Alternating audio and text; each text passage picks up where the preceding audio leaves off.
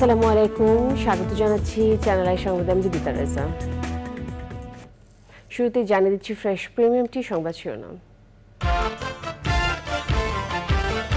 7,97,000 কোটি টাকার বাজেট পেশ আজ। মূল্যস্ফীতি কিভাবে 6.5% নামবে সেই কর্মপরিকল্পনায় চোখ সবার। বিশ্ববিদ্যালয়গুলোতে পরিবেশ শিক্ষার জোর দেওয়ার আহ্বান। বিশ্ব পরিবেশ দিবসে প্রকৃতি ও জীবন ফাউন্ডেশন সহ বিভিন্ন সংগঠনের কর্মসূচি। এবং টি-20 বিশ্বকাপের বি গ্রুপে ওমানের বিপক্ষে টসে হেরে ব্যাট করছে সাবেক চ্যাম্পিয়ন অস্ট্রেলিয়া। আয়ারল্যান্ডকে হারিয়ে ভারতের আসর শুরু।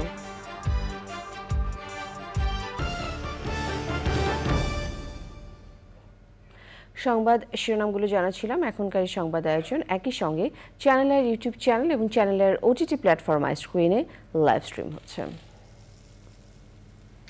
এবারে বিস্তারিত। সংসদে আজ যে বাজেট পেশ হবে তার আকার চূড়ান্ত হয়েছে 7,97,000 কোটি টাকা। আয় ব্যয়ের হিসাব মিলাতে গিয়ে অর্থমন্ত্রী আবুল হাসান মাহমুদ আলীও বেশ কিছু জায়গায় অর্জন অযোগ্য লক্ষ্যমাত্রা ধরেছেন।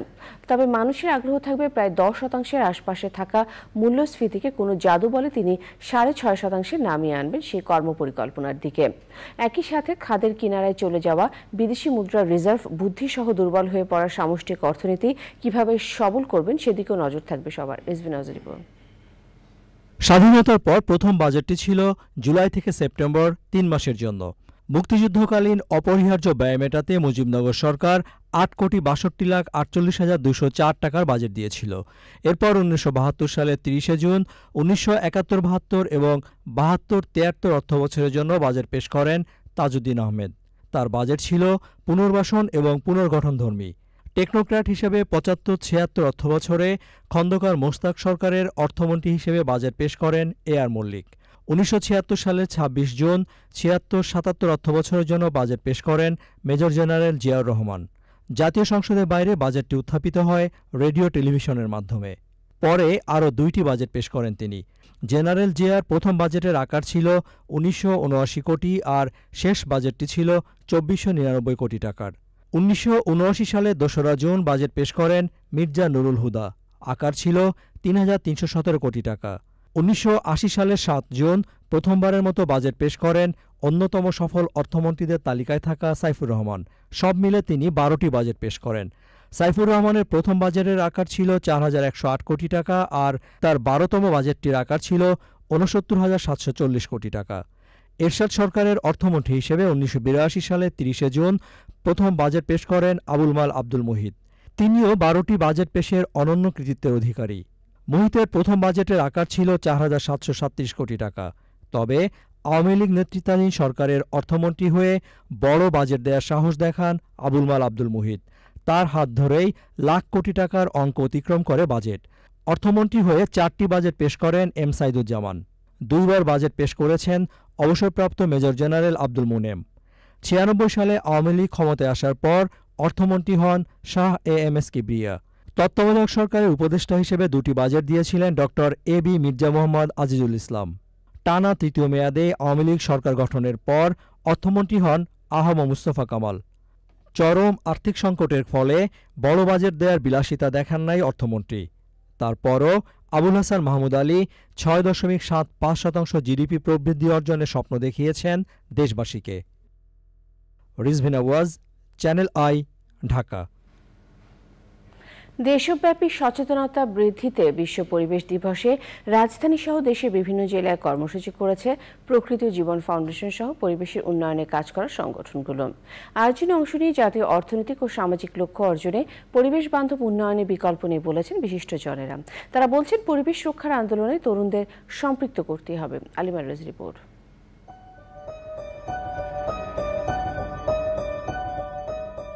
করব ভূমি পুনরুদ্ধার, রুখব মরুময়তা, অর্জন করতে হবে মোদের খরা সহনশীলতা। বিশ্ব পরিবেশ দিবসের এমন প্রতিপাদ্য বলে দিচ্ছে সংকটের মধ্য দিয়ে যাচ্ছে সভ্যতা। এমন বাস্তবতায় বিশ্ব পরিবেশ দিবসে building a sustainable leather sector in Bangladesh প্রকল্পের আওতায় ঢাকা, সাভার, গাজীপুর ও ভৈরবে বিশেষ কর্মসূচি হয়েছে। কিশোরগঞ্জের ভৈরবের আমলাপাড়ায় ভৈরব উদয়ন বিদ্যালয়ের চিত্রাঙ্কন প্রতিযোগিতা হয়েছে। বিভিন্ন বিদ্যালয়ের শিক্ষার্থীদের অংশগ্রহণে আয়োজনে তুলে ধরা হয় পরিবেশ সংরক্ষণ ও পরিবেশ দিবসের গুরুত্ব। শিক্ষার্থীদের অংশগ্রহণে গাজীপুরে পিরুজলি প্রাথমিক বিদ্যালয়ে রচনা প্রতিযোগিতা হয়েছে। বিজয়ীদের মধ্যে পুরস্কার ও সনদ দেওয়া হয়। এর পাশাপাশি তুলে ধরা হয় প্রাণ প্রকৃতি রক্ষার অপরিহার্যতা। ট্যানারি শ্রমিকদের অংশগ্রহণে সাভারের শোভাযাত্রা হয়েছে। এতে অংশ নেন ১৫০ শতাধিক শ্রমিক। আয়োজনের অংশ হিসেবে নানা পরিবেশ সচেতনতামূলক বার্তায় রাজধানীতে র্যালি হয়েছে। চ্যানেল আই কার্যালয় থেকে র্যালি শুরু হয়ে আশপাশের সড়ক প্রদক্ষিণ শেষে আবার চ্যানেল আই কার্যালয় শেষ হয়। অংশ নেন প্রকৃতি ও জীবন ফাউন্ডেশন, সলিডাস সুইস, ওশি ফাউন্ডেশন, ইউরোপীয় ইউনিয়ন সহ building a sustainable leather sector in Bangladesh প্রকল্পের অংশীজনরা। এনভায়রনমেন্টের যে অবস্থা দেখি, এটা এইভাবে চললে তো আমাদের পৃথিবীতে শীতের সময় শীত বাড়বে, গরমের সময় প্রচণ্ড গরম পড়ছে এবং প্রকৃতিই চেঞ্জ হয়ে যাচ্ছে। আমাদের যে মালিক ভাইয়েরা আছেন, বোনেরা আছেন, তারাও যেন তাদের ওয়ার্কিং এনভায়রনমেন্টটা আমাদের শ্রমজীবী ভাই বোনদের কথা মাথায় রেখে সেই জায়গাটা যেন আপনার পরিবেশ বান্ধব কর্মপরিবেশ তারা যেন করেন। আমাদের ভবিষ্যৎ প্রজন্মের জন্য একটা সবুজ বাংলাদেশ গড়ে তুলতে এবং সেই জন্য প্রত্যেকটা নাগরিকের আসলে সচেতনতা বৃদ্ধিটা একান্ত প্রয়োজন। ভবিষ্যৎ প্রজন্মের জন্য আমরা প্রতিজ্ঞাবদ্ধ হওয়া উচিত আজকের দিনে। তুলে ধরেন টেকসই উন্নয়নে পরিবেশ সংরক্ষণের গুরুত্ব। আমাদের এবং আমাদের পরবর্তী প্রজন্মের জন্য একটা নির্মল, সুন্দর, সবুজ বাংলাদেশ গড়তে চাই, বাংলাদেশ রেখে যেতে চাই, যেখানে আমাদের পরবর্তী প্রজন্ম একটা সুস্থ, সবল, সুন্দর বাংলাদেশে বসবাস করবে। মা যখন থাকে না তখন কিন্তু মমতা দেওয়ার কেউ থাকে না। ঠিক তেমনি যখন পরিবেশকে আমরা অতিরিক্ত কনজিউম করে ফেলবো আর পরিবেশের ভালো দিকগুলোকে আর আমরা সংরক্ষণ করার চেষ্টা করব না, তখন কিন্তু আমরাই একসময় গিয়ে বিপদে পড়ব। দিবসটা শুধু একদিনের মধ্যে যেন সীমাবদ্ধ না থাকে, আমরা যেন আমাদের দৈনন্দিন প্রতিদিনের কাজের মধ্যে যেন এই পরিবেশ প্রকৃতির কথাটা ভাবি এবং এই যে আমাদের গাছপালা, প্রাণী এবং জলাশয় এবং যাই আছে, আমরা এগুলোকে যদি সংরক্ষণ না করি এবং এগুলোকে যদি রক্ষণাবেক্ষণ না করি, তাহলে যেটা হবে সেটা হলো এই পরিবেশ দুর্বিষহ হয়ে যাবে এবং আমাদের জীবনও দুর্বিষহ হয়ে যাবে। আজকে যত রোগ শোক যাই হচ্ছে সব কিন্তু আমরা এই পরিবেশ প্রকৃতিকে ভালো রাখছি না বলে।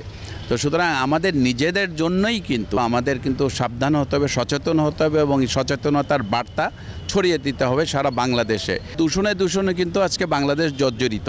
সুতরাং বাংলাদেশকে ভালো রাখতে হলে আমাদের সবার সচেতন হতে হবে এবং আমাদের সবাইকে এগিয়ে আসতে হবে।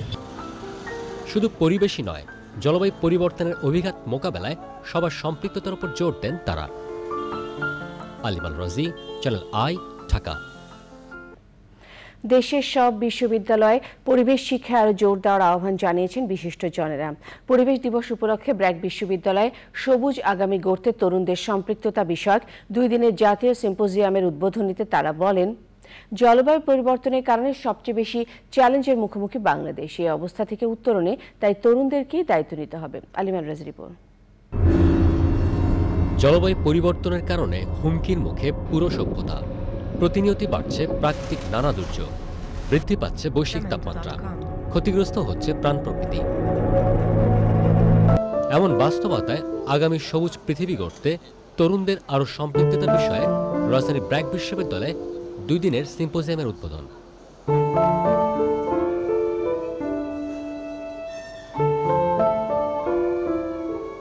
আলোচনায় অংশ নিয়ে বিশিষ্টজনেরা বলেছেন, জলবায়ু পরিবর্তনে যে ক্ষতি হচ্ছে তরুণদের অংশগ্রহণে তা কমিয়ে আনা সম্ভব। জলবায়ু পরিবর্তনের প্রভাব মোকাবেলায় তরুণদের আরও জোরালো ভূমিকা রাখার আহ্বান জানান তারা।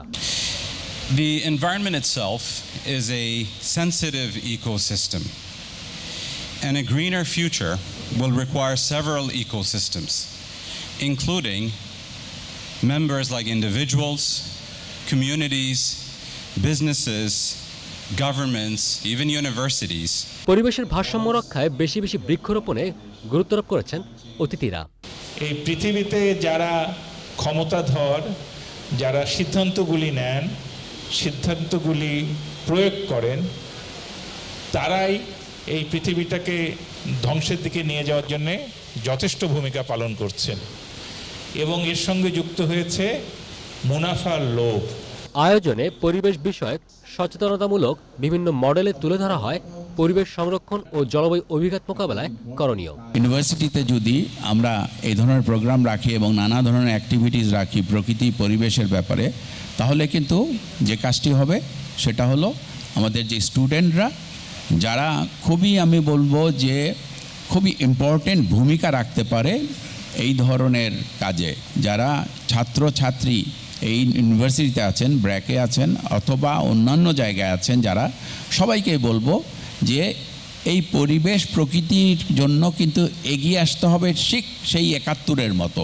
একটি আহ্বান থাকবে সমস্ত তরুণদের কাছে, আমাদের স্টুডেন্টদের কাছে, যে তারা যেন এ ব্যাপারটি নিয়ে খুব ভাবে এবং কাজ করে এবং সচেতনতার জন্য সবাইকে কিন্তু এই বার্তাটা পৌঁছিয়ে দেয়। শুধু যেন আজকের দিনেই না, অন্যান্য দিনেও যেন এই কাজটি করা হয়। আয়োজনের সহযোগী ব্র্যাক, কেয়ার বাংলাদেশ, প্রকৃতি ও জীবন ফাউন্ডেশন সহ ১১টি প্রতিষ্ঠান। আলিমাল রাজি, চ্যানেল আই, ঢাকা। এবার নিউ কেয়ার টি20 ওয়ার্ল্ড কাপ ক্রিকেট আপডেট।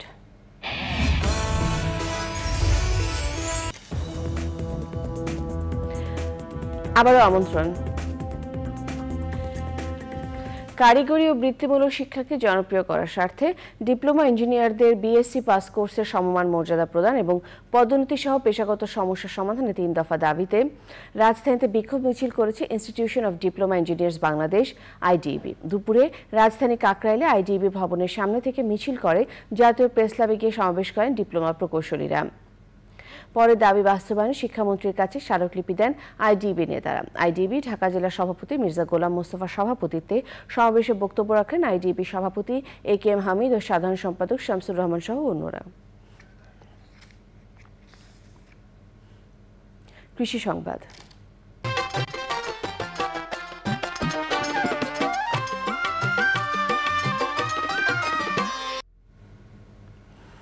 উচ্চমূল্যের মাছ চাষে ট্যাঙ্ক পল্লী গড়ে উঠেছে দিনাজপুরের পার্বতীপুর উপজেলায়। এই পদ্ধতিতে খরচের তুলনায় লাভ বেশি হওয়ায় অনেকে তাদের বাড়ির উঠোন ও আশপাশে গড়ে তুলেছেন মাছের ট্যাঙ্ক।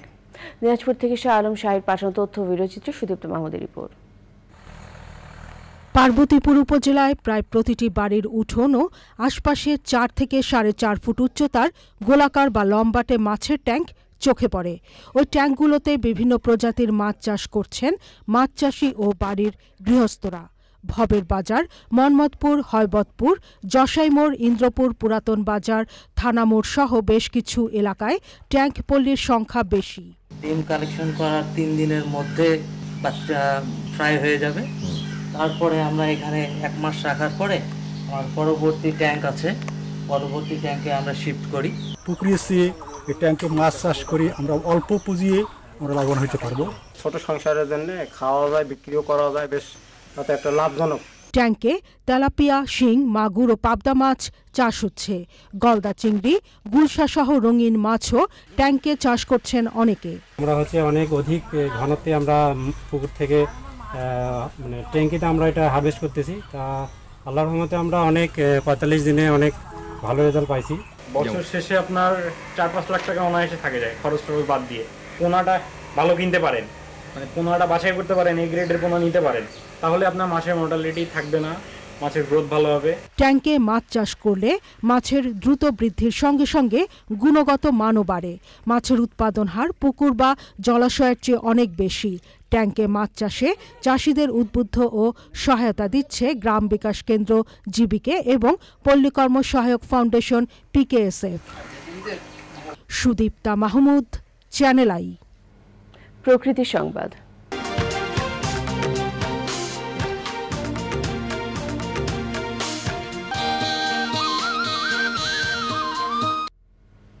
বৃক্ষরোপণ সহ বিভিন্ন কর্মসূচির মাধ্যমে সারা দেশে উদযাপিত হয়েছে প্রকৃতি ও জীবন ক্লাবের প্রতিষ্ঠা বার্ষিকী। বৈশ্বিক উষ্ণতা, প্রাকৃতিক বিপর্যয় রোধে সারা দেশে সবুজ বেষ্টনী তৈরিতে প্রকৃতি ও জীবন ক্লাবের ভূমিকার প্রশংসা করেন বিশিষ্টজনেরা। ধরিত্রী রক্ষায় বেশি বেশি গাছ রোপণের আহ্বানও জানান তারা। প্রতিনিধি পাঠানো তথ্য ভিডিওচিত্র আফরোজা হাসির রিপোর্ট। জলবায়ু পরিবর্তনের বিরূপ প্রভাব মোকাবেলায় সারা দেশে বৃক্ষরোপণ সহ বিভিন্ন কর্মসূচি করে আসছে প্রকৃতি ও জীবন ক্লাব। এরই অংশ হিসেবে পরিবেশ দিবস ও ক্লাবের প্রতিষ্ঠা বার্ষিকীতে দেশজুড়ে নানা আয়োজন। সবুজে সাজাই বাংলাদেশ স্লোগানে বৃক্ষরোপণের মধ্য দিয়ে কুড়িগ্রামে প্রকৃতি ও জীবন ক্লাবের প্রতিষ্ঠাবার্ষিকী উদযাপন হয়েছে। এ উপলক্ষে র্যালি বের করা হয়। সাভারে প্রকৃতি ও জীবন ক্লাবের প্রতিষ্ঠাবার্ষিকীতে আলোচনা সভা হয়েছে। এ উপলক্ষে র্যালি বের করা হয়। চাঁদপুরে বৃক্ষরোপণ ও চারা বিতরণের মধ্য দিয়ে দিনের কার্যক্রম শুরু হয়। শিক্ষার্থীদের মাঝে দেওয়া হয় ফলজ, বনজ ও ঔষধি গাছের চারা। বরগুনায় ক্লাবের প্রতিষ্ঠাবার্ষিকী উপলক্ষে আলোচনা সভা হয়েছে। সে সময় ক্লাবের উপদেষ্টা ও সদস্যরা উপস্থিত ছিলেন। চুয়াডাঙ্গায় প্রকৃতি ও জীবন ক্লাবের প্রতিষ্ঠাবার্ষিকী এবং বিশ্ব পরিবেশ দিবস উপলক্ষে আলোচনা সভা হয়েছে। পরিবেশ দিবস ও প্রতিষ্ঠাবার্ষিকীতে আলোচনা সভা, র্যালি ও মানববন্ধন করেছে নাটোর প্রকৃতি ও জীবন ক্লাব। ময়মনসিংহে র্যালি, সচেতনতামূলক লিফলেট বিতরণ, আলোচনা সভা ও বৃক্ষরোপণ কর্মসূচি হয়েছে। বর্ণাঢ্য আয়োজনের মধ্য দিয়ে রাজবাড়ীতে প্রকৃতি ও জীবন ক্লাবের প্রতিষ্ঠাবার্ষিকী উদযাপিত হয়েছে।